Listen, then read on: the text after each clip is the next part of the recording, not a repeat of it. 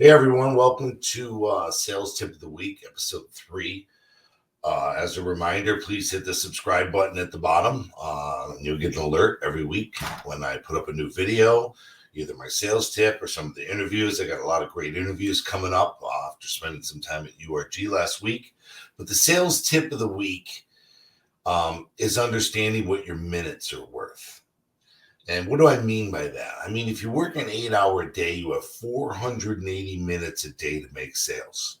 You work 9, add another 60 minutes to that, 10, add another 120 to that. But if I'm working an 8-hour shift, I have 480 minutes a day to be successful. What are those minutes worth? Right? Am I wasting my minutes, or am I using my minutes to sell parts? And how do I decide who to waste, who deserves my minutes? Well, I think some of that depends on the level of salesperson you are. If you're new, you're beginning 6, 12 months into this, all your minutes are practice, right? Every minute I'm handling phone calls and I'm trying to learn how to say the this and that, right? Being prepared, how to learn to stay two steps ahead of my customer.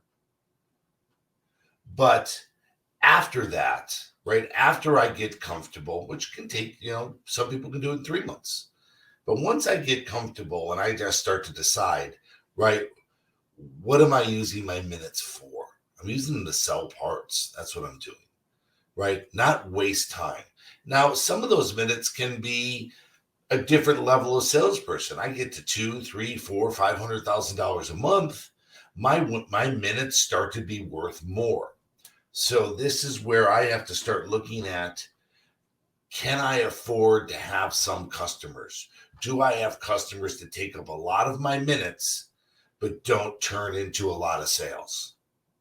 That's very hard for a salesperson that becomes tenured, right? To start saying this customer isn't worth my time. It's not that the customer isn't worth the time of the organization. It's just that sales associate. Sometimes we have to pass customers off, right? I want my closers closing. I want my closers closing on motors, transmission, 2 doors, center post rocker, and a quarter cut. I want the big sales to be with my closers. I want the small, the tires, the taillights, and things to be with my lower end salespeople so they can learn to become great salespeople. What are my minutes worth? Understanding that there's a value to them. Right. So when someone calls you and says, you say, can I have the VIN number? Well, I don't have the VIN. Let me go get it. Okay, great. I'm going to put you on hold. When you come back, you may be on hold, but I'm going to handle another call while you're off getting the VIN.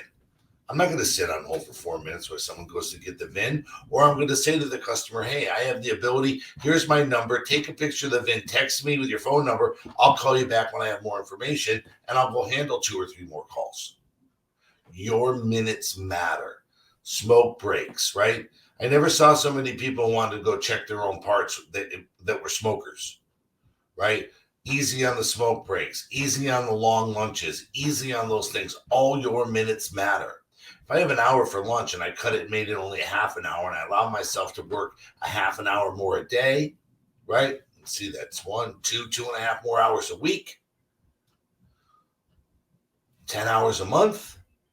That's a whole nother day. How many more phone calls? How many more things can I take? What are my minutes worth? I try to keep these short, so I don't want to go on this, but I want you to think, what are your minutes worth? And how can I make the best of those minutes? It's my sales tip of the week.